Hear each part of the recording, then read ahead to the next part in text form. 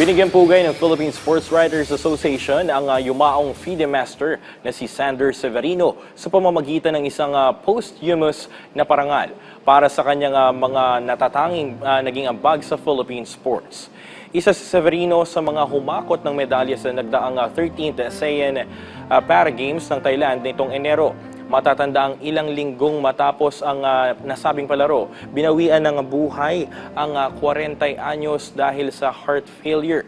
Pero nananatiling buhay ang kanyang legasiya na patuloy na nagsisilbing inspirasyon sa susunod na henerasyon ng mga manlalaro.